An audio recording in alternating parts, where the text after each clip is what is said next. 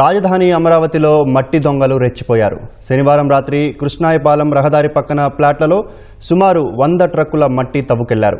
CRDA రైతులకు ఇచ్చిన ప్లాట్లలో సుమారు 7 అడుగుల లోతున మట్టి తవ్వుకెళ్లిపోయారు. ప్లాట్ల హద్దురాలను పక్కకు లాగిపడేశారు. మట్టి తవ్వుతున్నట్లు సమాచారం అందుకున్న రైతులు ఆ ప్రాంతానికి వెళ్లేసరికి దొంగలు లారీల్లో పరారయ్యారు. మట్టి తవ్వుతున్న జేసీబీని రైతులు స్వాధీనం చేసుకున్నారు. రాజధాని ప్రాంతంలో కొంతకాలంగా అక్రమంగా మట్టి తవ్వుకు వెళ్తున్నారని రైతులు చెబుతున్నారు. పోలీసులు సిఆర్డీఏ అధికారులకు చెప్పినా పట్టించుకోలేదన్నారు. ప్రభుత్వం ఇప్పటికైనా స్పందించి అక్రమ మట్టి తవ్వకాలపై చర్యలు తీసుకోవాలని కోరారు. రైతులంగా గడిచిపోయిన 5 సంవత్సరాలు చాలా నష్టపోయామండి. మేము రాజధానికి 29 గ్రామాల్లో పొలాలు ఇచ్చి గత ప్రభుత్వం మమ్మల్ని నానా విధాలుగా హింసలు పెట్టింది. మరి కూటమి ప్రభుత్వం వచ్చినా కూడా మాకు ఈ బాధలు తప్పట్లేదు. ఈ మట్టి మాఫియా ఎర్రచందనం కన్నా మట్టి మాఫియా ఎక్కువైపోయింది. అదేమంటే హైవే మట్టి అంటున్నారు, కానీ హైవే మట్టి అయిపోయి ఎప్పుడో అయిపోయింది.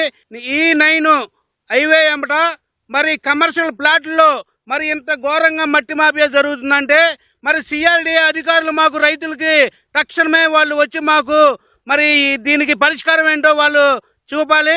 మా ప్లాట్లలో మట్టి ఈ విధంగా దొంగిలించుకెళ్తున్నా మేము ఎన్నిసార్లు పోలీస్ స్టేషన్లో సిఆర్డీఏ అధికారులకు చెప్పినా వాళ్ళు స్పందించకపోగా ఏదో వాళ్ళు కాలయాపన చేస్తున్నారు.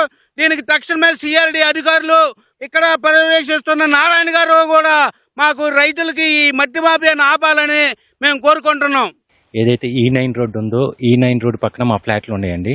ఈ గవర్నమెంట్ వాళ్ళకు సిఆర్డీ వాళ్ళు మాకు కమర్షియల్ ఫ్లాట్లు ఇచ్చారు. వీటిలో రాత్రిపూట అక్రమంగా మట్టి తవ్వుతున్నారండి. 2 నెలల నుంచి మేము పోలీసు వాళ్ళు హెచ్చరిస్తూనే ఉన్నాం. వాళ్ళు ఇప్పటికంటే పోలీసు వాళ్ళు ఏమంటే మమ్మల్ని బెదిరించే ధోరణిలో మాట్లాడారు.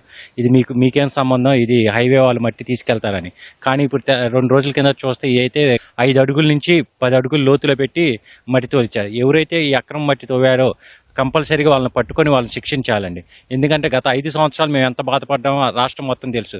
కానీ ఈ ప్రభుత్వం వచ్చి సంవత్సరం అవుతుందా సరే ఇంకా ఇది అరకట్టలేకపోతే మాకు చాలా తలకాయ నొప్పిగా ఉంది. దయచేసి సిఆర్డీ వాళ్ళు ఇప్పటికైనా సరైన చర్యలు తీసుకొని ఎవరైతే ఈ మట్టి తరలించాలో వాళ్ళని అర్జెంటుగా పట్టుకోవాలని మేము కోరుతున్నాం.